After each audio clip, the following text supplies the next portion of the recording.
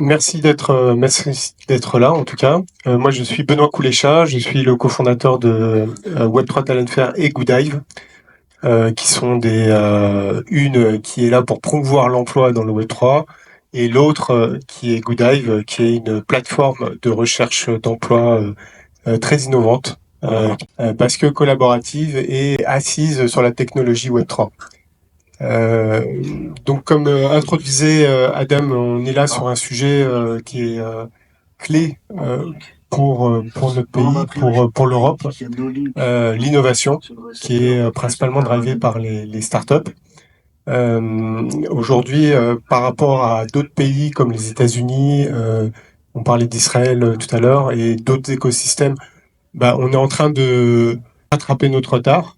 Depuis quelques années, on a quand même beaucoup changé sur le sujet, mais il y a beaucoup de détracteurs de la Startup Nation. Et aujourd'hui, donc, on est là pour en discuter, pour que vous nous donniez votre point de vue, peut-être nous donner de l'espoir sur les prochaines années et les prochaines décennies dans l'innovation et l'écosystème startup. Donc, on est ravis, en tout cas, d'avoir deux invités prestigieux pour cet événement. Donc Roxane Varza qui est directrice de Station F, le plus grand incubateur, et Clément de la Linerie, qui est VC au sein de la financière Saint James, un cabinet qui a été créé avec Michael Benabou, qui est l'ancien fondateur de Vente Privée, qui est devenu VP. Donc, je vais vous passer le micro une minute chacun pour vous présenter peut-être un peu plus largement. Merci beaucoup. Merci pour cet accueil et c'est super d'être là. Bon, très rapidement parce que je pense déjà l'intro ça tout dit pour moi. Directrice de Station F, plus grand campus de start-up au monde. On a 1000 start-up sur place dans le 13e arrondissement, ouvert maintenant depuis 7 ans. Et moi, je suis originaire de Palo Alto aux US. Ça fait 15 ans que j'ai quitté les US. Le pays a bien changé depuis mon départ. J'ai toujours été dans l'écosystème. J'adore tout ce qui concerne les startups, l'innovation, les idées, la création. En parallèle de Station F, aujourd'hui, je fais un peu d'investissement.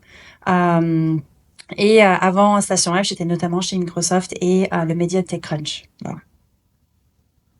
Merci. Donc Clément, je travaille depuis 8 ans chez Financière Saint-James.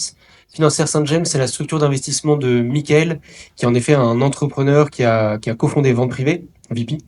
Il a vendu sa participation il y a une dizaine d'années et depuis il investit et en immobilier et dans la tech. Et donc moi je m'occupe de tous les investissements dans la tech.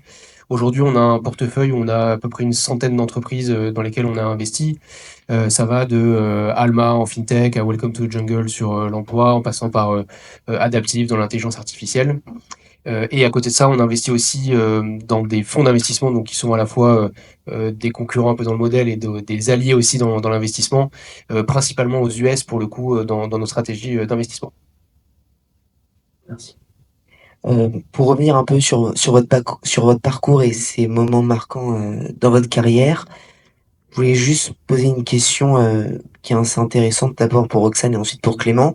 Est-ce que vous pouvez nous raconter votre rencontre avec Xavier Niel et ainsi comment vous êtes devenue directrice justement du plus grand incubateur de start-up au monde?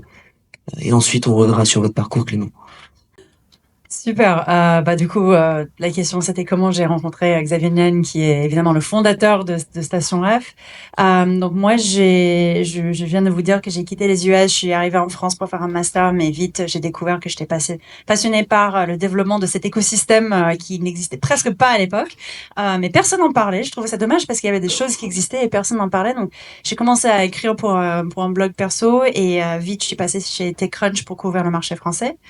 C'est ce moment-là, il y avait un événement chez Microsoft où Steve Ballmer, qui était le CEO à l'époque, il est venu et ils ont organisé un événement de pitch avec quelques startups et quelques patrons, dont Xavier. Moi, je suis allée en tant que journaliste pour couvrir l'événement et à la fin de cet événement, je suis allée parler avec un ou deux patrons qui étaient là pour écrire un potentiel article et j'ai eu des commentaires que je trouvais pas hyper accueillants des personnes. Bah, évidemment, j'étais journaliste, je voulais poser des questions, je voulais avoir des commentaires, des titres un peu qui sortaient de l'eau et j'avais peut-être des personnes qui étaient pas hyper, qui m'ont pas reçu de façon très chaleureuse. Et donc quelqu'un à la fin m'a dit, est-ce que Roxane, tu veux rencontrer Xavier avant de partir? Moi, je franchement, vu ce que je viens de recevoir comme réponse à mes questions, non. Mais en rencontrant Xavier, il m'a dit, bah, t'es crunch, j'adore le média, j'ai lu tes articles. Et c'est comme ça qu'on s'est rencontrés, on est resté en contact. Et quand il a commencé à réfléchir sur le projet Station F, il m'a envoyé un mail un peu bizarre où il m'a demandé quelles étaient mes idées, si j'avais du mal avec le décalage horaire pour aller visiter des lieux dans le monde. Et c'est comme ça que la discussion a commencé en tout cas. Incroyable, ok. Et c'était en quelle année votre rencontre? 2010 et 2010. les mails bizarres sur Station F, c'était 2013. Ok, d'accord, ok. Et dernière question, je rebondis. Euh, donc vous avez été promue directement directrice de Station F? Vous avez réussi à gravir les échelons Oui. au sein de cet incubateur? Bah, en gros, ce qui s'est passé, c'est du coup, il m'a envoyé ce mail, il m'a dit, est-ce que tu peux visiter quelques pays, me donner quelques D'accord, idées. ok. Moi, j'ai envoyé un petit bilan de ce que j'ai vu, ce que je proposais. Je pensais que la discussion allait s'arrêter là. Et en fait, il me demandait de venir rencontrer les architectes. Je comprenais rien. Oh, Et au bout d'un moment, il dit, mais ça vous intéresse le projet? Je dis, bah oui. Qu'est-ce qui vous intéresse? Tout. Et il me dit, bah ok, vous allez tout faire alors. Wow. Et moi, je n'avais pas compris que c'était l'entretien. Donc voilà, j'ai accepté. Tout est allé vite, ok. En même temps. Bah, à Clément maintenant. Euh, Question un peu similaire. Comment avez-vous rencontré Michael Benabou et quels facteurs ont permis votre ascension au sein de la financière Saint-James? Voilà. Moi, c'est plus traditionnel, la rencontre avec Mickaël. J'ai travaillé, en fait, avant de rejoindre Mickaël, j'ai travaillé 8 ans dans un fonds qui s'appelait Créadev, qui est le fonds de la famille Mullier, donc les Mullier, c'est Auchan, Decathlon, etc. Donc, on faisait de l'investissement plus traditionnel dans les maisons de retraite, l'énergie, etc. Et en fait, c'est un chasseur qui est venu me chercher et qui m'a dit, voilà, il y a ce projet-là, il y a ce projet-là avec quelqu'un qui cherche qui cherche une personne pour monter son équipe. Je savais pas qui c'était au début et progressivement j'ai appris à connaître Mickaël. On s'est rencontrés, je sais pas deux trois fois et il y a eu un super fit entre lui et moi. Moi, c'était un moment où en plus dans mon expérience d'avant, je cherchais quelque chose de peut-être plus en proximité avec les entrepreneurs et avec l'innovation. Parce que les maisons de retraite, l'énergie, etc., c'est peut-être moins innovant que ce qu'on fait aujourd'hui. Et donc voilà, il y a eu un super fit, ça s'est très bien passé et assez vite on s'est topé dans la main et on a commencé à travailler ensemble comme ça il y a 8 ans. Ok. Super. Et c'était en quelle année? 2016. 2016, d'accord. Et question que je pense que certains élèves de l'ESCP ont besoin d'entendre une réponse parce que vous avez fait aussi l'ESCP en master. Donc c'est hyper intéressant que vous reveniez. Quel conseil vous donnerez à un jeune étudiant de l'ESCP qui est en troisième année de post-bac ou en master à l'ESCP, qui aimerait travailler en finance? Quel conseil vous lui donnerez pour gravir les échelons en finance et réussir une ascension professionnelle dans ce secteur-là en 2025? Alors c'est vrai que dans l'univers du venture, les places sont chères. Il y a pas, c'est pas un monde qui est très développé. Donc moi je conseillerais à quelqu'un qui veut travailler dans cette industrie du venture et dans l'investissement dans la tech, de faire une première expérience dans une startup, d'aller voir ce que c'est d'être cofondateur ou d'être dans un rôle opérationnel dans une startup, pour voir ce que c'est que le business au quotidien dans une boîte comme ça. Et je pense que ça apporte beaucoup d'intelligence, beaucoup de valeur pour pouvoir ensuite passer du côté de l'investisseur, où ensuite on a des réflexes, on a des apports opérationnels pour les fondateurs qu'on va coacher, qui sont bien plus qui ont bien plus de valeur que un parcours un peu plus traditionnel. Et moi je suis un exemple, j'ai un parcours assez traditionnel, mais j'aurais aimé, je pense, passer par une étape opérationnelle dans une startup, dans un groupe pour pouvoir avoir cette expérience-là et pouvoir la revendre ensuite à des fondateurs. Ok, super. Et des recommandations, enfin, si vous pouvez rebondir sur la réponse, est-ce que vous êtes d'accord avec Clément sur cette réponse-là? Est-ce que vous le Moi, suivez? j'adore l'opérationnel. Donc, Oui. c'est pour ça que je suis pas dans un fond. Je suis assez d'accord, mais en vrai, je pense aussi, je sais pas s'il y a des étudiants qui sont là avec nous ce soir. Cool. Ah, c'est sympa. En vrai, je pense qu'il y a aussi beaucoup de choses à faire en parallèle des études. C'est très commun aux US. J'ai découvert quand moi je suis arrivée en France il y a maintenant un peu de temps, que c'était moins commun ici. Mais en fait, je trouve les activités avec des associations, organisation des événements, écrire pour des médias qu'on peut même créer soi-même, tout ce qui permet en fait de développer un peu son réseau et ses connaissances, je pense que ça peut être valorisé par la suite. J'ai pas de recette miracle pour arriver dans un fond parce que je n'y Bien suis sûr. pas, mais je pense que voilà, tout ce qu'on peut avoir comme expérience sur le terrain peut aider. Ok, super.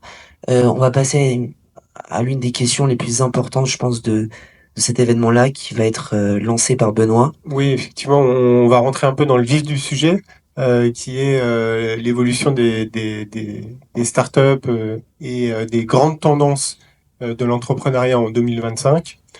Est-ce que vous pouvez nous donner votre opinion et vos vues sur ce qui se passe aujourd'hui dans le domaine de l'intelligence artificielle et de la blockchain, qui sont à nos yeux deux secteurs technologiques clés pour l'avenir. Euh, C'est sûr que c'est des secteurs dont on entend beaucoup parler aujourd'hui en France et qui ont permis à la France d'émerger comme un des leaders sur ces technologies et sur l'innovation. Moi, je vais souvent aux US pour nos activités et depuis 2-3 ans, les gens que je croise là, alors que c'est quand même un marché qui est quand même très développé, qui est très mature, qui est pas mal en avance sur nous, les gens que je croise là-bas, et notamment les investisseurs, me disent tous, ah, Paris, l'intelligence artificielle, comment ça se passe, qu'est-ce que vous voyez là-bas, on voit des super boîtes émerger, etc. Donc, c'est sûr qu'on a émergé, je trouve, en 3-4 ans comme une des places fortes de l'intelligence artificielle et sur l'intelligence artificielle. Et ça, c'est dû à, selon moi, une chose principale, c'est la qualité des formations qu'on a, notamment les formations scientifiques avec toutes les grandes écoles qui forment des super ingénieurs. On le voit aujourd'hui dans tous les grands groupes, Google, Meta, etc. Dans les postes un peu clés sur les fonctions techniques, il y a beaucoup de Français dans ces sociétés-là, qui ensuite d'ailleurs sortent de ces sociétés et créent des sociétés qu'on peut ensuite financer en France. Donc je dirais que c'est vraiment aujourd'hui voilà, la France a vraiment émergé comme un des leaders dans l'intelligence artificielle et je pense que c'est amené à durer. Après il y a plein de questions derrière sur la pérennité de ces sociétés, leur développement et la compétition qu'il y a avec d'autres marchés. Mais ça je pense que ce sera une autre question ultérieure. Super. Bah, évidemment, très aligné. Enfin, je pense que la France commence à être assez connue en termes de IA. Qu'est-ce que je pourrais dire de plus par rapport à ce que toi t'as dit? Je pense que ce qu'on a vu avec Mistral est assez exceptionnel parce que on avait peu de chercheurs en fait qui quittaient enfin leurs entreprises pour monter des startups. Et donc, quand on a vu ça se passer avec Mistral et Mistral capable de lever beaucoup d'argent très vite, je pense que ça a inspiré pas mal d'autres d'autres équipes de faire la même chose. Donc ça c'est une nouvelle tendance qu'on a vue avec l'IA qu'on n'avait pas forcément vue avant.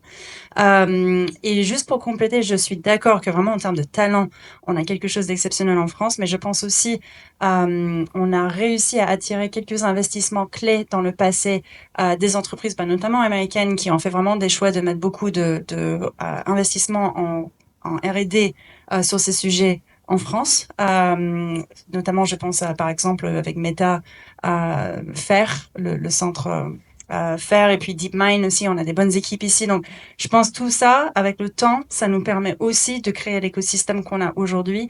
Et on voit de plus en plus de talents étrangers. Maintenant, on a le visa en place, on a des fonds étrangers qui viennent, qui regardent ici. C'était pas le cas il y a 10 ans. Donc là, on a vraiment beaucoup de choses en place pour faire développer cet écosystème. Quand on se compare avec les autres, on a le sommet de l'IA qui arrive bientôt. Je suis très impliquée sur ce sujet. Mais quand on regarde ce qui se passe ailleurs et on regarde les annonces, notamment d'hier, les US qui fait des grosses annonces en termes d'investissement sur le sujet, je pense que il faut vraiment qu'on s'active et qu'on fasse des choses. Et c'est parfois dur de faire au même niveau, avoir la même échelle que dans d'autres pays. Je rebondis sur vos réponses qui étaient très claires. Euh, Il y a une question qui vient de m'arriver, c'est est-ce que l'IA, de trop se focus sur l'IA, ça peut être un, un danger? Est-ce qu'il y a d'autres narratifs qui sont intéressants dans d'autres secteurs? Euh, Est-ce que, par exemple, sur le spatial, sur les cryptos, sur la blockchain, est-ce que Il y a aussi d'autres Les secteurs biotech, ouais. qui sont aussi intéressants parce que là, aujourd'hui, là, c'est vrai que la tendance c'est l'IA, mais est-ce qu'il y a d'autres industries qui nécessitent des investissements et qui vont nécessiter des investissements futurs qui seront conséquents. Complètement. Bah, déjà, à Station F, nous, on se décrit comme généraliste. Ça veut dire qu'on couvre tous les secteurs. Et ce qu'on a vu, par exemple, avec Covid, c'est il peut arriver quelque chose qui impacte certains secteurs qui mettent complètement à l'arrêt. Et quand tu es généraliste, ça te permet aussi de basculer et d'être plus agile. L'IA, par contre, touche beaucoup, beaucoup de secteurs et de sujets Oui, oui, bien différents. sûr. Donc, c'est pas si noir et Oui. blanc. C'est pas très En niche. revanche, je pense que là où on a beaucoup d'opportunités à Station F, on avait choisi aussi de mettre l'accent sur tout ce qui va être climat.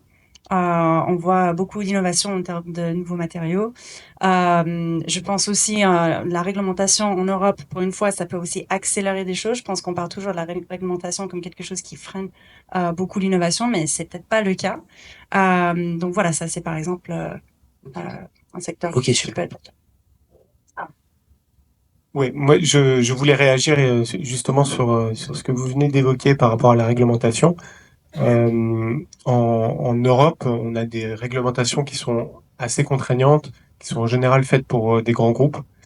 Est-ce que vous pensez pas que c'est un frein et dans quel cas vous pensez que c'est une force pour le développement de l'innovation et des startups, notamment dans l'IA, parce que je connais personnellement des sociétés qui ont dû partir parce qu'ils avaient eu un contrôle GDPR juste au démarrage et qui ont fait le choix finalement de partir s'exiler, ce qui est vraiment dommage pour la tech française. Est-ce que vous pouvez nous dire deux mots donc sur ce que vous pensez de la réglementation en France? Je te laisse commencer. Non, c'est sûr que par rapport à un pays comme les US où on dérégule au maximum pour pouvoir permettre une croissance maximum de tous les secteurs dans la technologie, on a tendance en Europe à réguler et ensuite à réfléchir à comment on peut ouvrir un peu la régulation pour développer des pans d'activité. Après, je pense que, par exemple, sur l'IA, Mistral, finalement, ils sont nés sur une thèse qui est la souveraineté européenne sur les data, sur l'intelligence artificielle. Et s'ils avaient monté un énième LLM, comme il en existe déjà beaucoup aux US qui ont déjà levé des dizaines de milliards, je ne sais pas s'ils seraient aujourd'hui, alors ils sont très talentueux, hein, ça n'enlève pas à leur talent, mais je ne sais pas s'ils seraient aujourd'hui là où ils sont. Et voilà, ils défendent une thèse qui est différente et qui, au niveau européen, je pense fait sens. Donc oui, la réglementation, évidemment, elle freine l'innovation dans beaucoup de cas, mais elle peut être aussi un vecteur de croissance et un vecteur d'émergence pour des grands acteurs comme Mistral. Et puis après, le RGPD, comme vous le disiez, certes, ça peut être contraignant pour les entreprises, mais en tant que consommateur, on est aussi content à certains moments de savoir où vont nos données, qui les utilise, à quoi elles servent.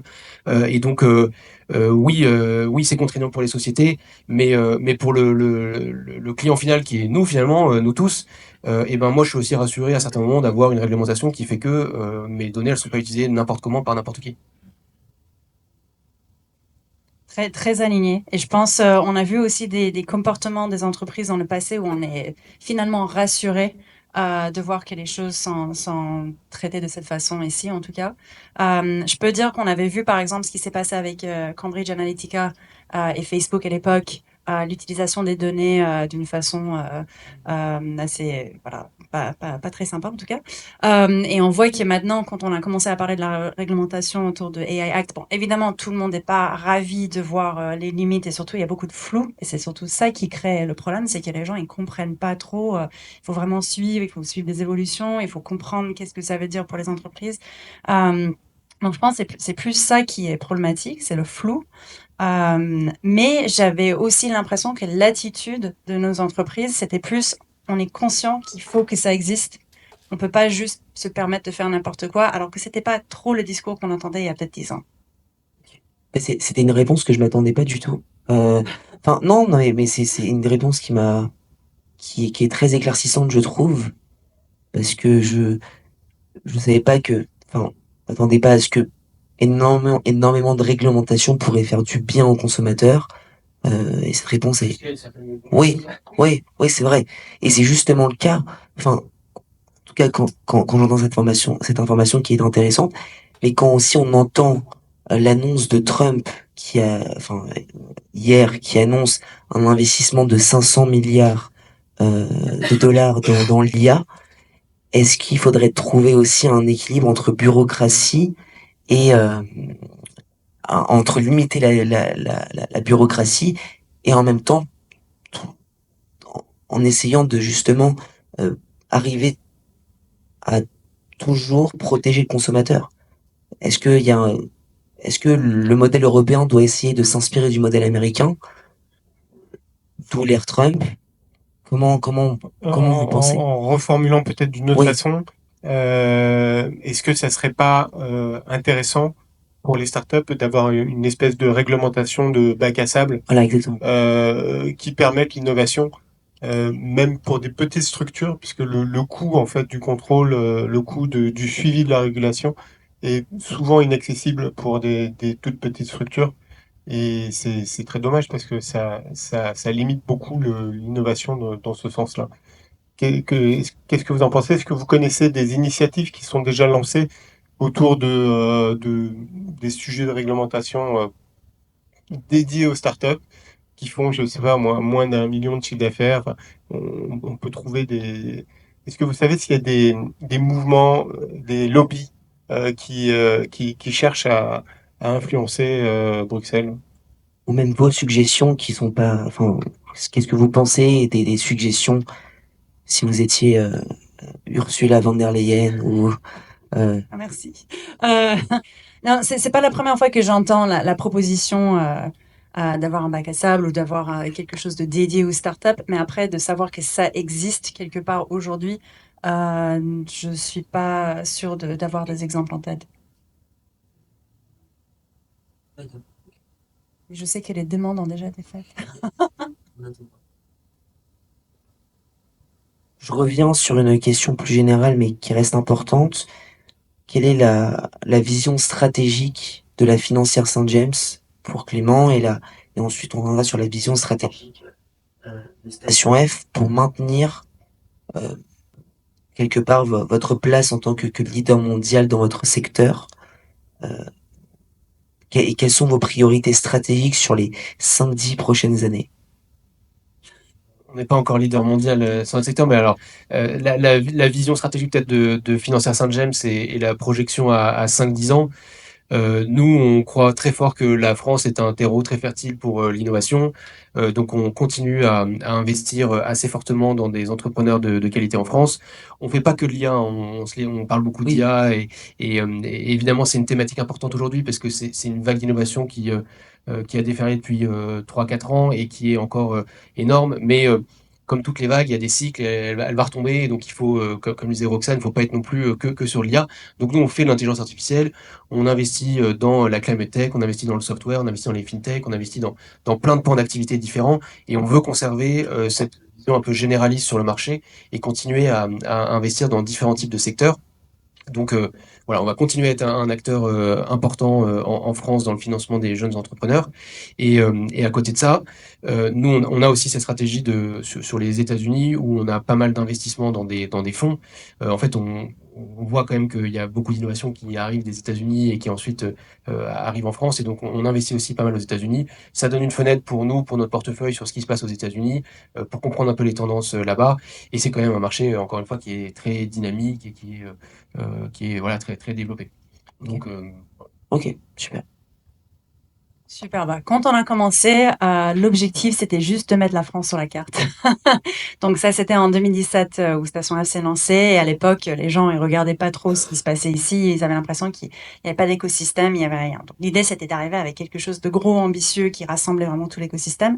Avec le temps, les choses ont beaucoup changé. Je pense que l'écosystème a beaucoup évolué. Donc maintenant, l'idée pour nous, c'est de créer le meilleur endroit pour les meilleurs entrepreneurs de pouvoir créer leur start-up. Il y a des choses qu'on peut faire au niveau Station F, il y a des choses qu'il va falloir faire avec l'État, avec l'écosystème plus large, peut-être avec toute l'Europe. Mais l'idée, c'est que les meilleurs entrepreneurs puissent créer leur start-up avec les meilleures ressources à Station F. Donc ça, c'est chaque année, on est en train de regarder qu'est-ce qui se passe autour de nous, comment on peut agir, quels sont les acteurs, les ressources qui manquent, quelles sont les tendances qu'il faut avoir à Station F. Donc voilà, on est en train en permanence d'essayer d'améliorer les choses pour aller dans ce sens-là. C'est vrai que c'est un endroit magnifique. C'est sûr, je suis allé le visiter il y a 2 semaines. Il y a des logements pour les entrepreneurs. Enfin, c'est assez Les fou. logements aussi. C'est dingue. Et vous savez quel est le modèle économique de Station F? Parce que j'avais pas très bien compris quand la dame avait expliqué justement à la visite. Bah, en fait, tout est pensé pour être un modèle immobilier. Donc, on fait de la location d'espace D'accord. avec les différents formats. Et aujourd'hui, on commence à faire aussi des investissements dans quelques startups de Station F, mais ça contribue pas D'accord, ok. encore à notre PNL. Ok, ok. Super. Je- On peut enchaîner donc sur le sujet suivant qui est prendre un peu de hauteur. Et selon vous, globalement par rapport à l'écosystème France, investisseurs, réglementation, entrepreneurs, talents, tout cet écosystème, quelles sont les forces et les faiblesses de notre nation? Je fais les forces, tu fais les faiblesses. Faiblesse, on a déjà discuté un petit peu. Euh, les forces, je pense que c'est tout le modèle, l'éducation en France finalement qui fait émerger des très bons entrepreneurs. Donc, donc voilà, encore une fois des formations académiques qui sont de très haut niveau et qui font qu'on a des entrepreneurs qui sont enviés un peu partout dans le monde. Donc ça, je pense que c'est une des grandes forces de la France. Euh, des lieux comme Station F aussi qui viennent aussi promouvoir l'entrepreneuriat et qui viennent un peu nous placer un peu plus sur la carte du monde, plus que c'était en tout cas il y a quelques années. Euh, des financeurs aussi qui finalement se sont développés avec notamment la BPI qui a un rôle très important dans le financement de l'innovation en France. Finalement, la BPI, ils investissent et directement dans des sociétés et via des fonds qui ensuite font le travail d'investir dans les sociétés. Donc, ils ont eu un rôle majeur dans le développement de l'écosystème français. Donc, chapeau à tout ce qu'ils ont fait comme travail depuis 15 ans, où ils ont vraiment commencé leur gros travail de fond. Et aussi, et ensuite, il y a évidemment tous les financeurs privés, notamment les gens qui ont, comme Michael avec qui je travaille, qui ont déjà vendu une boîte et qui ont une logique un peu de give back et qui réinvestissent dans des entrepreneurs pour les supporter, pour leur apporter l'expérience qu'ils ont pu avoir avec leurs présentes aventures. Et aujourd'hui, il y a tout ce qu'on appelle ces mafias, donc ces anciens entrepreneurs qui ont monté des sociétés, qui les ont vendues, qui parfois remontent des sociétés, mais qui aussi participent à refinancer d'autres entrepreneurs et leur apporter leurs conseils, leur vision pour les aider à éviter les erreurs qu'ils ont pu faire eux dans leur jeunesse. Donc je pense que tout ça, voilà, ça crée un cercle vertueux qui fait que l'écosystème français de l'innovation est amené à continuer à se développer et a des bons fondamentaux, je pense. Super. Je suis très alignée avec tout ce que tu viens de dire, Clément. En effet, je pense que l'écosystème a beaucoup changé. Peut-être il y a 10 ans, on voyait beaucoup moins d'étrangers qui venaient en France. Aujourd'hui, je pense qu'on a plein de nationalités. Parfois, c'est des personnes qui n'ont aucun lien avec la France, qui ne parlent même pas français, qui voient notre écosystème. En fait, on a vu, nous, à Station F, un gros changement quand on s'est lancé parce que c'était l'année où il y avait Trump, Brexit, Macron, qui avait peut-être une image un peu différente à l'époque aussi. Et donc, ça a fait que tout le monde commençait à moins regarder les écosystèmes classiques, ils ont commencé à regarder ailleurs. La French Tech est arrivée avec un visa très attractif. Aujourd'hui, on a 65 nationalités du coup à Station F. Et je pense que c'est quelque chose qui n'est pas juste à Station F, c'est vraiment dans tout l'écosystème. On n'avait pas les mêmes infrastructures il y a 10 ans que ce qu'on a aujourd'hui. On n'avait pas Aujourd'hui, on a Station F, mais Station F, c'est un lieu parmi plein d'autres. Des acteurs du financement, beaucoup plus de business angel, beaucoup plus de fonds. On commence à avoir de plus en plus de micro-fonds qui se créent. Donc vraiment, le paysage en termes de financement s'est beaucoup développé, y compris en late stage, en capital développement. Donc là, je dirais où c'est vraiment le point faible qu'il va falloir traiter vite, c'est les exits. Et je pense que c'est pas du tout spécifique à la France, c'est vraiment toute l'Europe qui a ce problème. Mais si on ne fait pas quelque chose au niveau des exits, je pense que vraiment ça peut impacter tout l'écosystème et tout ce qu'on a développé depuis si longtemps. Vous pouvez expliquer ce que c'est un exit au public Oui, pour laisser les sorties, ça va être les rachats, ça va être les entrées en bourse, ça va donner de la liquidité aux investisseurs, aux fondateurs et réalimenter tout cet écosystème. Et si on n'a pas ça, plus personne va vouloir créer, investir. Enfin, on va juste ne plus avoir d'écosystème derrière. Oui. C'est un problème. C'est parce qu'on n'a pas assez d'argent et du coup, Pourquoi le problème existe aujourd'hui? Déjà, pour tout ce qui va être rentré en bourse, on n'a juste pas le même marché des IPO qu'on a aux US ou dans d'autres pays. Et à mon avis, c'est peut-être aussi culturel. Peut-être ça va prendre beaucoup de temps pour mettre tout ça en place. Pour les acquisitions, je pense aussi, on a des entreprises qui rachètent beaucoup moins. Peut-être c'est culturel aussi, mais peut-être c'est aussi une histoire de moyens, de stratégie. Il peut y avoir plein de raisons, mais je pense en vrai, il va falloir qu'on active tout ça. Je pense que tu auras aussi un avis un peu plus. Je pense que le fond de la question, c'est pourquoi l'absence d'exit est un problème pour l'écosystème en règle générale. C'est qu'en fait, quand un investisseur va investir dans un fonds ou dans une société, il va attendre un retour à un moment de son investissement, comme s'il investissait dans n'importe quelle autre classe d'actifs. Et si en fait, on reste bloqué dans une société pendant 15 ans et qu'elle ne trouve pas son chemin pour être vendue, être introduite en bourse ou je ne sais quoi, et ben, l'argent ne revient pas et donc il est pas recyclé et il ne peut pas être réinjecté à nouveau dans cet écosystème-là. Et aujourd'hui, c'est un constat que font tous les investisseurs en Europe, c'est qu'il n'y a pas suffisamment d'exit, donc de sortie, de vente et de cash qui remonte donc au fonds et ensuite aux investisseurs qui ont fait confiance à ces fonds-là en leur confiant de l'argent. Et ça, c'est assez différent aux US parce que c'est un marché qui est plus mature, où, comme tu le disais, le marché de boursier, le marché acquisition, c'est des acteurs qui sont différents et donc le marché est très différent et c'est un marché qui est beaucoup plus liquide, qui est plus ancien aussi parce qu'il est arrivé, il est plus mature que l'écosystème européen. Donc forcément, voilà, il y a un peu une dichotomie entre l'Europe et les US sur cet aspect-là de sortie et de retour du cash en fait aux investisseurs. Juste une question, du coup, ça concerne plutôt en fait, les fonds qui sont en fin de cycle en fait, dans les investissements et qui sont sur des activités peut-être un peu plus matures, qui vont être plus sensibles à ce sujet d'exit, et peut-être des fonds comme ceux dans lesquels vous travaillez, qui sont plus early stage, VC, etc., seront moins sensibles à cette problématique de sortie, même si c'est toute une chaîne, et c'est vrai que en fait, c'est tout l'écosystème qui est impacté parce que nous, on intervient en général au premier jour de la vie d'une société. Le Financière Saint-James, nous, on intervient le premier jour. Il y a 1, 2, 3 cofondateurs avec un PowerPoint, une idée et un marché qui veut l'attaquer. Et on fait confiance, nous, à des entrepreneurs. Et donc, à ce moment-là, on va mettre 200 000, 300 000 dans la société. On va appeler nos camarades qui font du bon travail avec nous. Et on va mettre, disons, 1 million, 2 millions dans la société.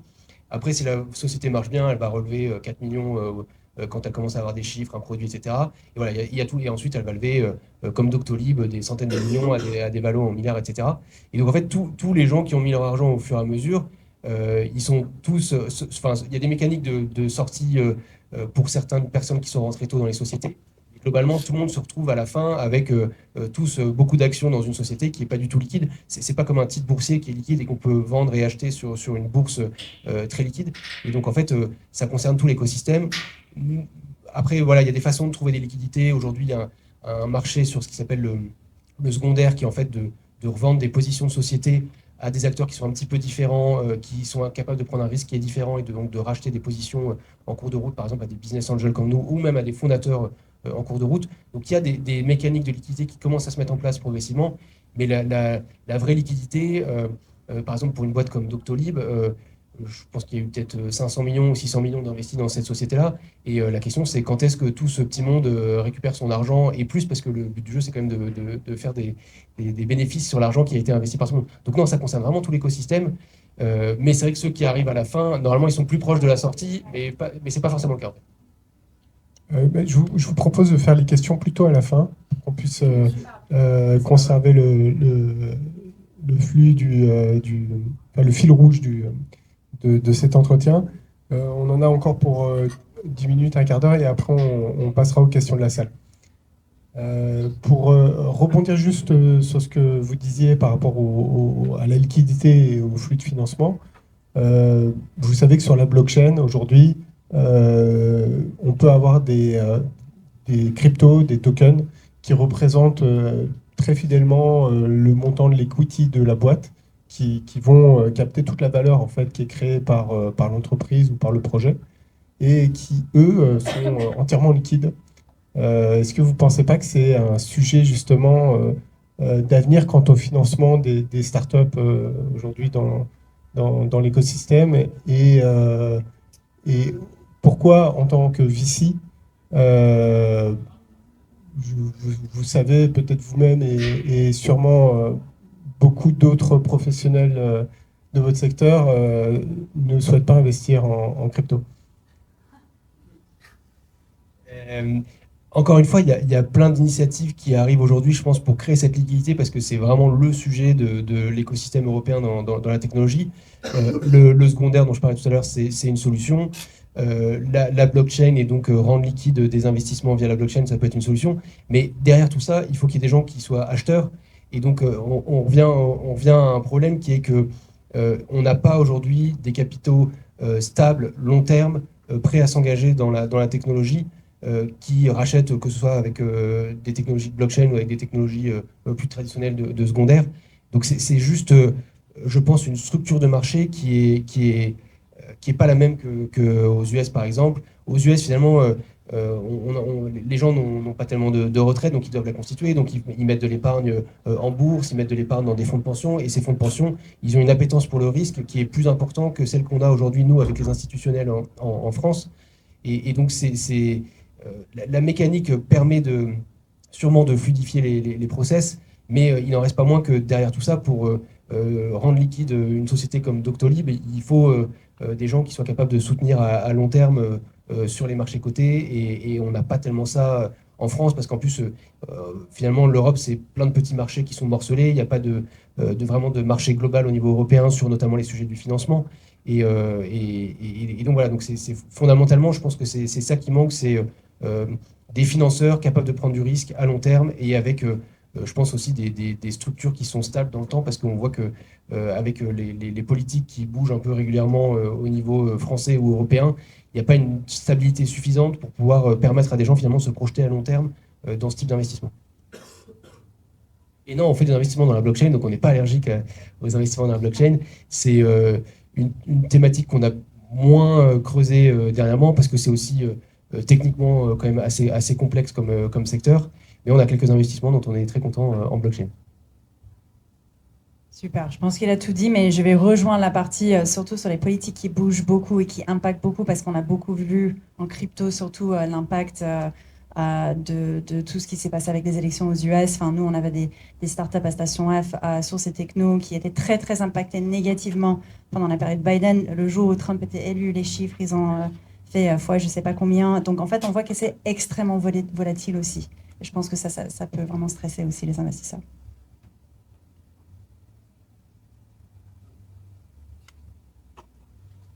Et quelle startup vous avez investi qui font partie de l'écosystème blockchain, justement? Si vous pouvez les dire, bien sûr. Je sais. La dernière dans laquelle on a investi, c'est une société qui s'appelle Spyco. Spyco, c'est une société qui rend accessible les investissements dans les bons de trésor américains à n'importe quelle personne ou n'importe quelle entreprise.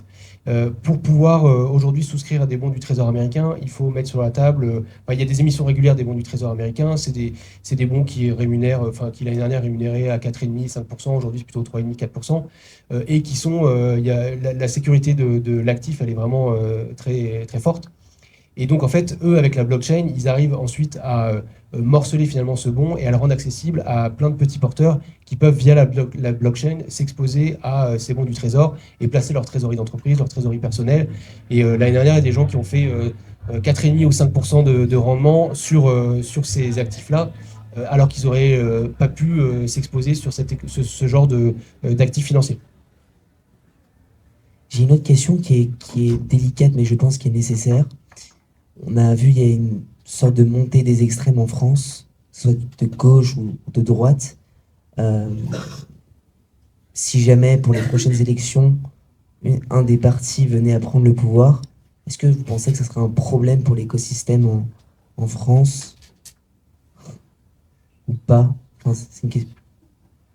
Non, enfin, économiquement parlant, je parle.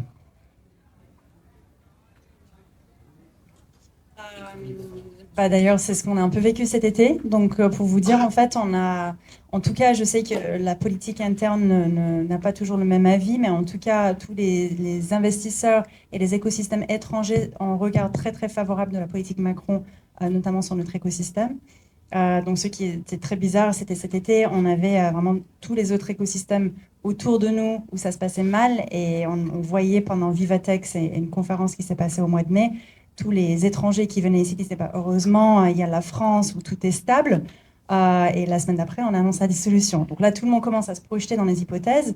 Nous, on a vu évidemment différentes options. C'est sûr qu'une politique économique de gauche n'est pas évidemment géniale pour les entreprises. On parle souvent de plus d'impôts et ce genre de choses. Et surtout la politique d'immigration qui est aussi très très nécessaire pour tout ce qui est entrepreneuriat. Beaucoup d'entreprises sont créées par des étrangers. Et c'est souvent aussi parce qu'ils ont plus de facilité à créer que d'être recrutés. Je pense que c'est les deux choses qu'on voit. Et après, sur la politique économique de droite, je sais que ça bouge aussi. Donc, je ne dis pas que c'est si noir et blanc, mais c'était les deux choses qui sautaient aux yeux cet été, en tout cas. Une dernière question avant de passer à- à cette idée d'archétype entrepreneur idéal par rapport à l'écosystème des startups en Israël. Quelle est votre opinion sur cet écosystème-là? Car je sais, enfin, je l'ai vu qu'il est très ambitieux et qui est très résilient.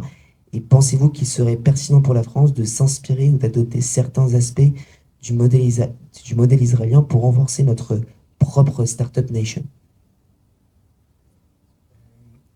Alors, je suis pas un expert de l'écosystème tech israélien, mais ce que j'en vois, c'est qu'en tout cas, c'est un écosystème qui est construit de façon totalement différente d'une autre, parce que toute l'innovation enfin une grande partie de l'innovation en Israël, finalement, elle est dérivée d'innovations qui viennent de l'armée. En gros, à la fin de l'école, on fait l'armée, il y a des unités d'élite dans le renseignement, etc., etc. Et de ces unités, en général, sortent les meilleures entreprises et naissent les meilleures entreprises en Israël. Donc c'est un écosystème qui est très lié à l'armée. Ça, c'est la première chose. Donc l'innovation vient vraiment de cette partie-là. Après, l'écosystème israélien en soi, c'est très petit finalement comme pays, comme marché. Donc assez vite, en fait, le marché, la suite en général d'une entreprise qui se crée en Israël, c'est d'aller sur un marché qui est plus gros. Et naturellement, c'est les US qui en général sont le premier marché qui est ciblé. Donc en fait, par construction, le marché est très différent dans la phase d'incubation parce que c'est souvent dérivé de l'armée, et ensuite dans la phase de développement parce que par la contrainte de la taille du marché, les entreprises vont tout de suite aux US. Donc je pense que sur cette deuxième partie de s'expandre assez vite aux US, ça c'est clairement quelque chose sur lequel je pense qu'il faut s'inspirer de ce schéma-là, parce que nous, en France, on essaie toujours de supporter des entrepreneurs qui ont des visions assez grandes, des ambitions fortes. Et je pense que pour construire aujourd'hui un grand acteur qui a de l'impact au niveau mondial, il faut assez vite aller aux US et se confronter au marché US. Donc sur ça, oui, je pense qu'il faut s'inspirer d'Israël. Sur la première partie, voilà, l'écosystème est structuré de façon très différente, donc c'est pas forcément, je pense, un sujet et quelque chose dont on pourrait s'inspirer. Ça, c'est à peu près ma connaissance de l'écosystème israélien, donc je partage ton avis. Sinon, je voulais aussi juste mettre l'accent sur le fait qu'ils soient extrêmement forts en tout ce qui est cybersécurité. Et nous, à Station F, on a un programme sur le cyber où on reçoit beaucoup de startups qui ont un lien ou qui sont israéliennes. Ok, donc on parle maintenant d'archétype d'entrepreneur. Quel est selon vous le portrait robot de l'entrepreneur idéal? Quel est son parcours, ses qualités clés et comment il fait pour réussir?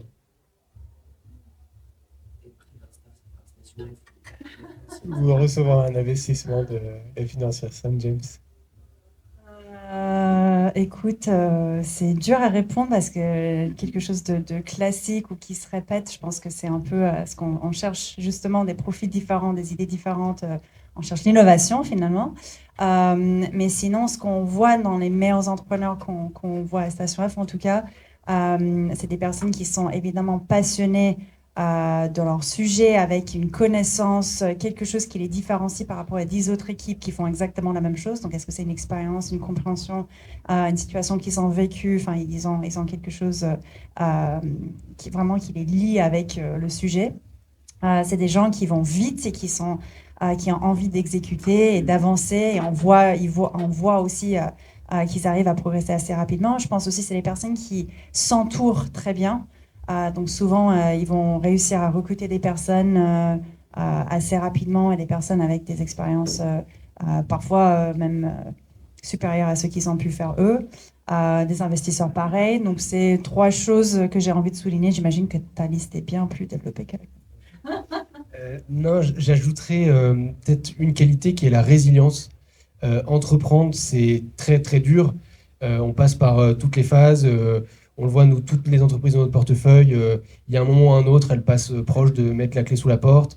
Une société comme Airbnb, ils ont été rejetés, je crois, par 100 ou 200 VC avant de trouver les gens qui ont accepté de les financer. Donc la résilience, c'est voilà, c'est cette capacité à toujours rester positif, à avancer, à prendre des portes, parce qu'on en prend tous les jours, je pense, en étant entrepreneur, et de se relever, et de aussi être capable de pivoter, et donc de se dire, voilà, je suis parti dans une direction qui n'est pas la bonne, j'ai pris un mur, avant que le mur me tombe dessus, je pivote, je change d'idée, je bouge un petit peu pour pouvoir m'adapter à mon environnement, m'adapter à mes clients, et être toujours en mouvement, voilà, pour pouvoir continuellement faire évoluer le business de la société. Merci pour ces éléments. Une autre question qui est particulièrement intéressante, on a souvent vu dans l'histoire de l'entrepreneuriat et surtout depuis ces dernières décennies que l'exécution était plus importante que l'idée. On a souvent entendu ça de la part d'entrepreneurs qui se faisaient interviewer. Maintenant, avec l'arrivée de l'IA, certains qui affirment que les idées vont reprendre le dessus par rapport à l'exécution. Qu'est-ce que vous en pensez? Moi, je suis pas d'accord. Une autre des qualités d'un entrepreneur, c'est sa capacité d'exécution. Et oui, certes, l'IA permet d'avoir plus de facilité à créer des entreprises, à répondre à plein de questions parce qu'on est assisté sur plein de tâches qui permettent d'automatiser des tâches et donc de faciliter la vie des entrepreneurs. Mais à la fin des fins, pour monter une société, qu'elle soit ou pas boostée à l'IA, il faut monter un produit, trouver des clients, recruter une équipe, etc., etc. Et ça, c'est de l'exécution pure. Et donc, certes, on pourrait penser ça, mais je pense qu'à la fin des fins, les bons entrepreneurs, c'est des brutes d'exécution qui pensent à leur boîte presque jour et nuit et qui sont capables de prendre les sujets un par un et de les résoudre au quotidien. Donc, voilà, moi, je suis en désaccord avec ce point. Dernière question de l'archétype de l'entrepreneur idéal. Benoît, est-ce que tu veux y aller? Okay. Donc, question de conclusion. Et peut-être un peu plus large que juste sur l'entrepreneur idéal, mais sur l'écosystème. D'après vous,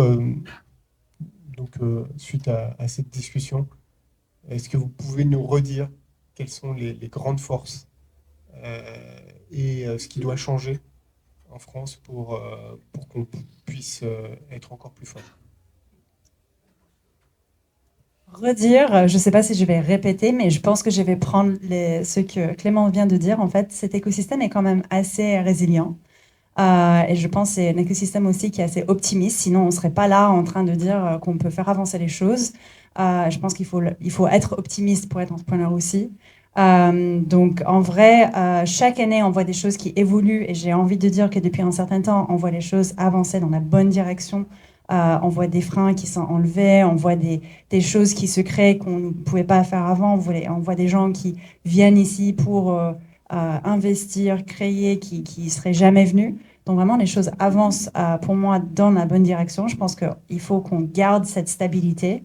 c'est essentiel pour nous et qu'on travaille, pour moi, le sujet qu'on a évoqué tout à l'heure, qui est vraiment les exits. Mais sinon, je pense qu'on a vraiment beaucoup, beaucoup d'atouts. Il n'y a plus les mêmes excuses pour aller ailleurs qu'il y avait il y a 10 ans. Non, non, mais vous avez... Et une question qui est très intéressante, je pense. Euh, euh, Il y a, au niveau de l'offre, de l'écosystème entrepreneurial, l'entrepreneuriat est devenu une véritable tendance.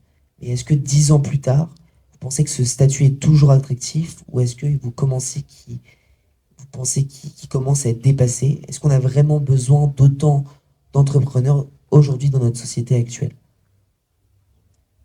Euh, euh, je pense qu'il y a eu plusieurs phases en fait dans les phases de développement des entrepreneurs. Il y a eu 2020, 2021 où c'était un peu l'euphorie, il y avait beaucoup d'argent sur les marchés, tout le monde levait pour tout et n'importe quoi. Et on en est revenu aujourd'hui. Nous, on le voit dans les entrepreneurs qu'on voit aujourd'hui, il y a beaucoup plus de consistance dans leur vision, dans leur exécution, dans leur volonté de monter une société qui aussi, à terme, doit être rentable parce que dans le venture capital, on finance des entreprises qui financent de la R&D, qui financent des recrutements, etc. Et donc, qui ne sont pas rentables au début. Mais à un moment ou à un autre, ces entreprises, il faut quand même qu'elles aient un modèle qui est rentable pour pouvoir voler de leurs propres ailes. Donc, euh, donc je trouve que voilà, le mindset d'entrepreneur a beaucoup évolué dernièrement. Il y en a moins, je pense, qui se lancent dernièrement. Parce qu'il y a eu plus de faillites, parce que c'est aussi compliqué et, tout, et les gens le savent. Mais voilà, je trouve qu'il y a eu un peu un cheminement dans cette route des entrepreneurs. Et aujourd'hui, on voit vraiment des gens qui sont plus consistants dans leur volonté d'entreprendre. Et non, moi je pense qu'il en faut. L'innovation, on l'a dit, elle vient pas forcément des grands groupes, elle vient de ces sociétés-là. Donc non, moi j'encourage tous les entrepreneurs qui se sentent capables d'aller attaquer un vrai sujet et ensuite de développer une société, d'y aller. Super, et je dirais aussi, c'est ça qui va nous aider à être compétitifs sur la durée en Europe. Donc, si on n'a pas des innovations qui se créent ici, on va acheter des innovations qui sont faites ailleurs, et ça serait hyper dommage.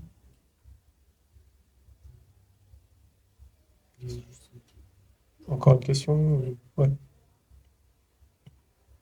Il y a une autre tendance aussi qui dérive de l'entrepreneuriat qui s'appelle le soloprenariat. Je ne sais pas si vous avez entendu parler de ça. Est-ce qu'un jour, vous pourriez investir dans ce type d'entreprise si ça s'est amené à grandir?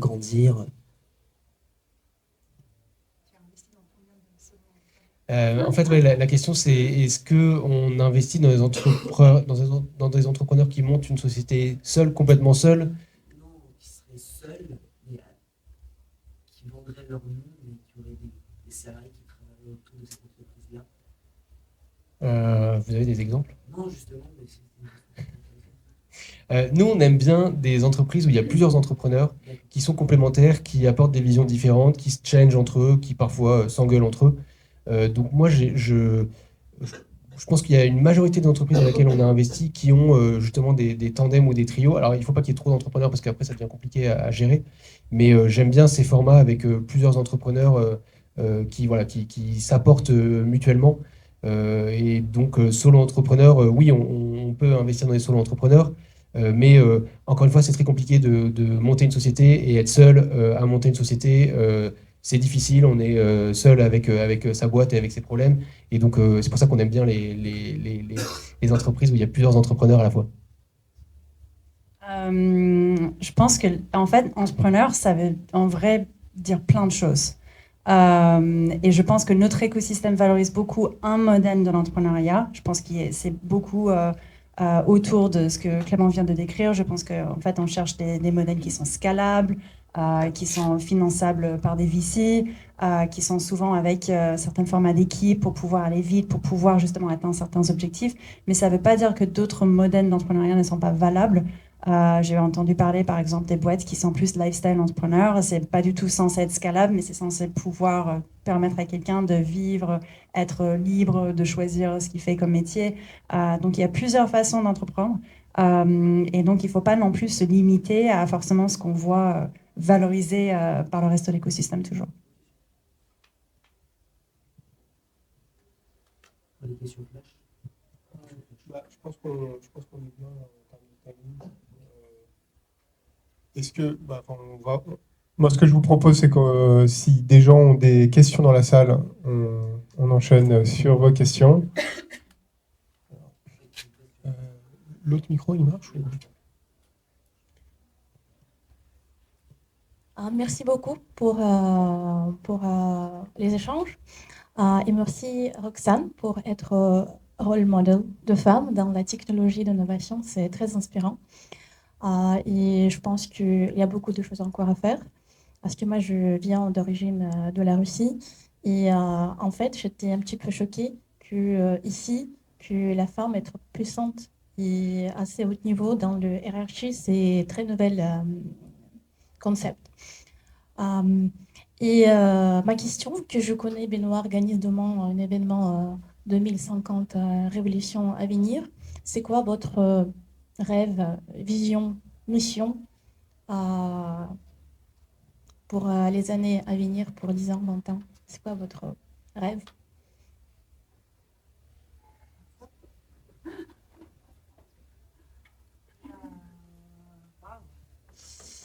C'est rêve perso ou c'est mon rêve pour l'écosystème ou c'est pour l'écosystème? Pour l'écosystème. Déjà, ça m'a énervé de voir l'annonce aux US de 500 milliards pour l'IA.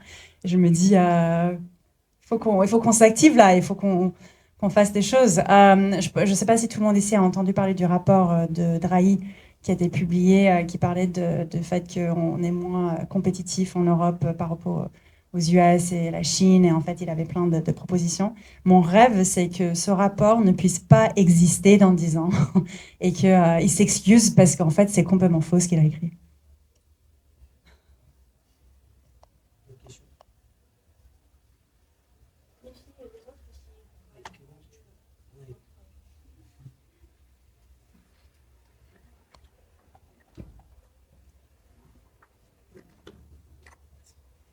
Merci beaucoup. Est-ce que j'ai un peu une question un peu personnelle. Est-ce que pour vous, les diplômes, c'est quelque chose qui est très important pour un entrepreneur? Les diplômes en général. Est-ce que ça vous a été utile dans un certain sens?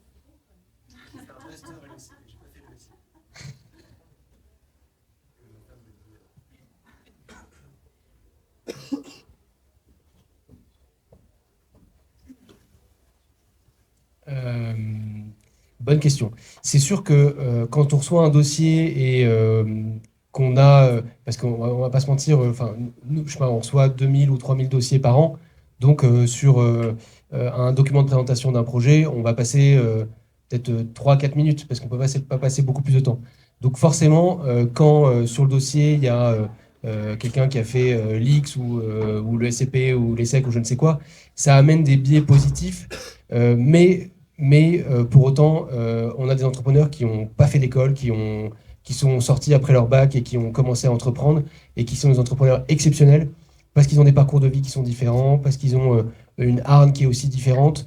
Donc moi, on a tout dans le portefeuille et je trouve que les entrepreneurs qui n'ont pas fait de grandes écoles et voilà, où ils sont construits eux-mêmes, c'est souvent les meilleurs entrepreneurs parce qu'ils ont une hargne qui est largement supérieure à d'autres entrepreneurs.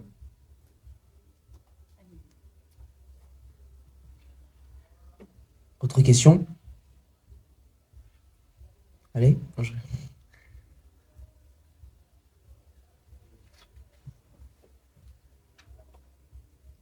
Bonsoir, moi-même je suis entrepreneur occupé par HEC à Station F.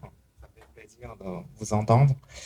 Ma question pour vous, en fait, c'est un peu comme la question de Benoît, en fait.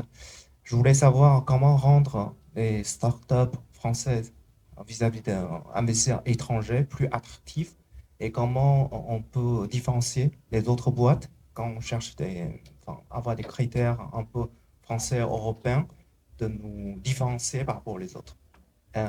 Quel est votre conseil pour ça? Merci. Qui veut commencer? Je commence, mais je pense que tu compléteras. Ce que nous avons constaté, c'est des boîtes qui sont un peu internationales by design. Donc, c'est des boîtes qui vont maintenant penser international, qui vont peut-être recruter des étrangers from day one qui vont pas du tout se limiter à un marché. C'était ce qu'on voyait avant, on ne voit plus. Donc je pense aussi, voilà, culturellement, on commence à voir que c'est pour ça que les fonds étrangers viennent et c'est ce type de boîte. Et on parlait de diplôme, hein, on parlait aussi de mafia. En fait, tout ce qui est logo, marque de preuve, on sait qu'ils ont fait telle école, on sait qu'ils sont sortis de telle entreprise. C'est des signaux faibles qui rassurent beaucoup les investisseurs étrangers quand ils peuvent reconnaître ces marques en tout cas. Oui, je m'arrêterai là. Non, mais je pense que en effet, c'est ça, c'est l'ambition internationale dès le premier jour qui fait que un fonds international, il va pas venir financer une société qui a un marché qui est uniquement français ou européen parce qu'il veut que l'entreprise ait un impact aussi sur un marché plus global. Et on le sait, le marché européen, finalement, c'est plein de petits marchés qui sont chacun tout petits comparé à un grand marché comme les US. Donc voilà, c'est la construction du projet dès le premier jour pour intégrer l'international dans la vision de la société.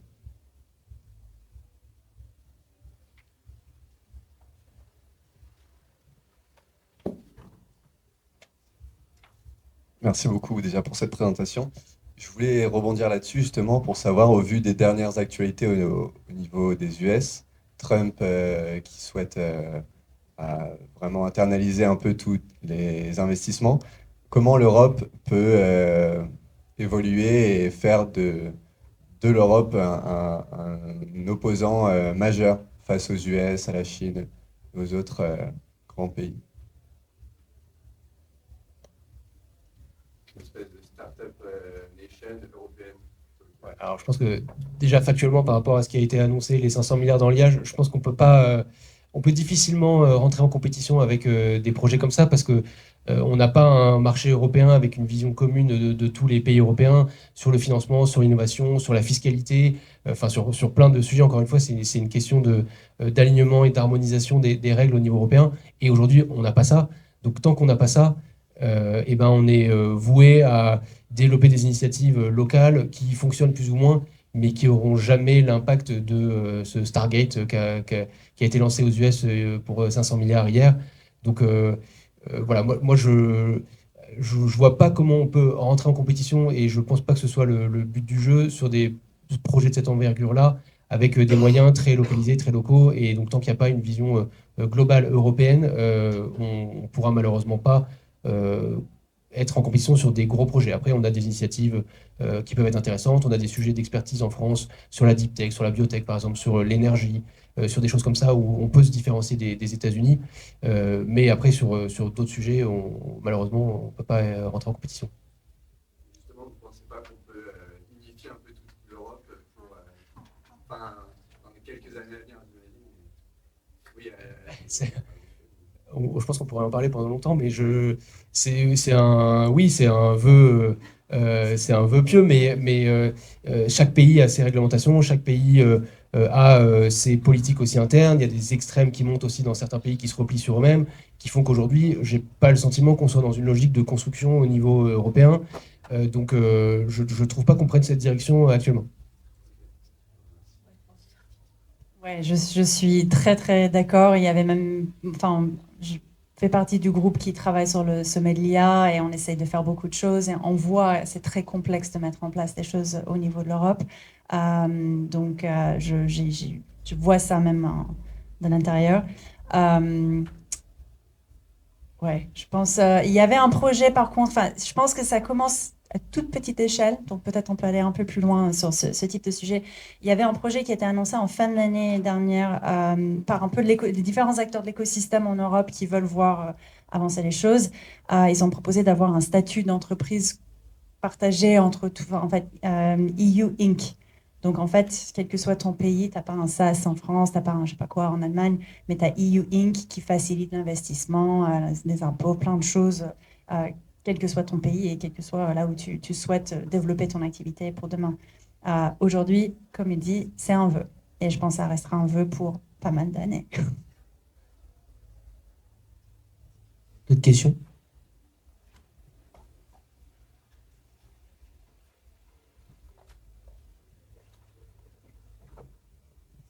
Merci pour la présentation. Moi, j'avais une question. Selon vous, quel est l'avenir des startups françaises pour la partie crypto Web3 par rapport à Mika et tout ce qui risque d'arriver là?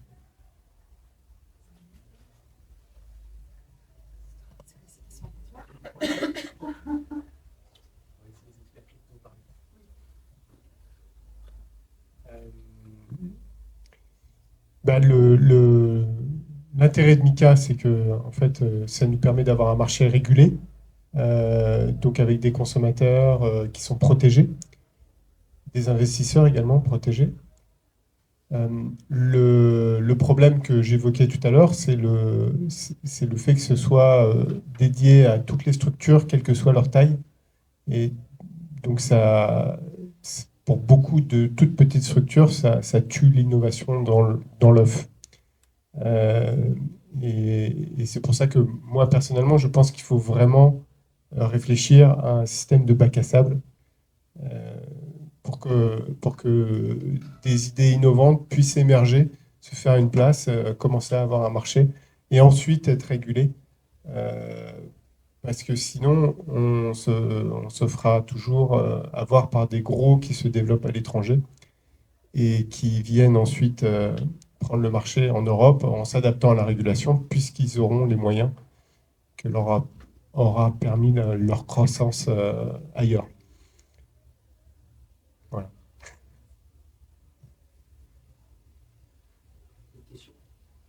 Une dernière question, ouais.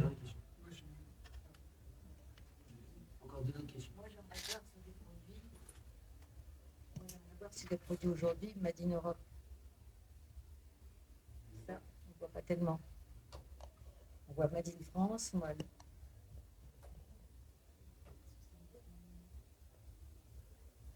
Est-ce qu'une préférence européenne serait innover sur une préférence européenne serait intéressant?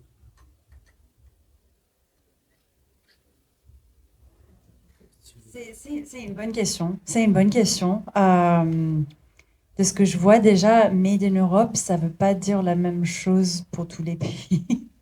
Les expertises sont différentes. Enfin, en vrai, je ne sais pas. C'est une bonne question à se poser. Après, j'ai envie de dire aussi Made in Europe quand ça fait sens. Parce qu'aujourd'hui, il faut aussi, enfin, les acteurs, ils vont choisir aussi en fonction de la qualité de l'offre. Ils ne vont pas juste choisir en fonction de la géographie de l'acteur. Je ne sais pas si ça répond à la question. Moi, je viens plutôt du monde du private equity. Et du coup, je comprends très bien le rôle d'un VC, mais je comprends un peu moins le rôle d'un incubateur et comment les deux travaillent ensemble. Excusez-moi, hein,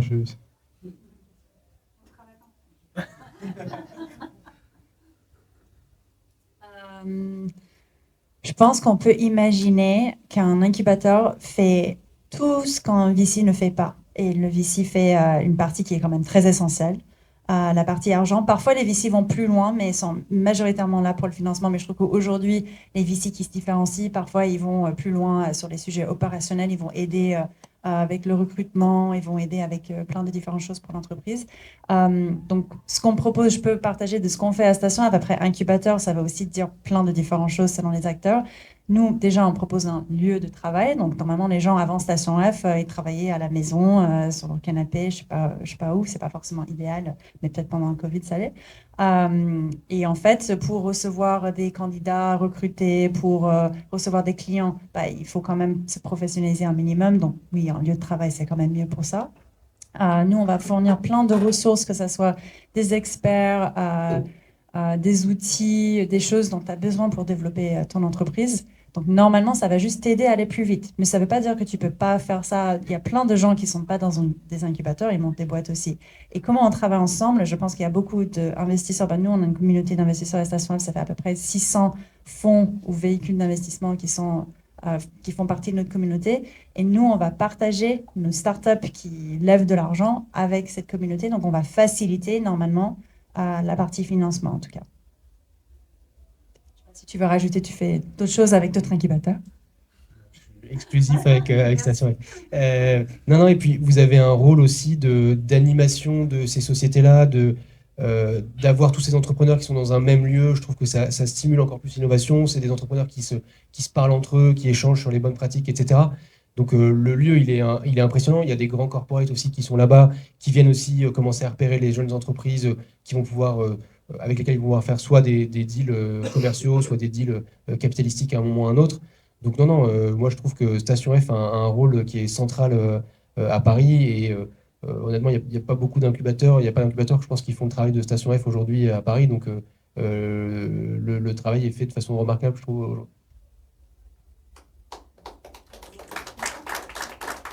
Merci beaucoup, merci. Avant de vous proposer d'aller déguster ce buffet, ce délicieux buffet, je voudrais remercier Laurent Gerby qui a pu m'aider à rencontrer Michael Benabou et inviter Clément Lamolinerie et également Sarah Lelouch qui n'est pas présente mais qui a permis d'organiser un événement où j'ai pu rencontrer Roxane Versailles, lui proposer de l'inviter ici pour parler de ce sujet qui était nécessaire, je pense. Et merci également à Benoît qui a proposé des questions qui étaient très pertinentes et qui nous a permis aussi d'avancer sur ce sujet-là et ses enjeux. Merci beaucoup.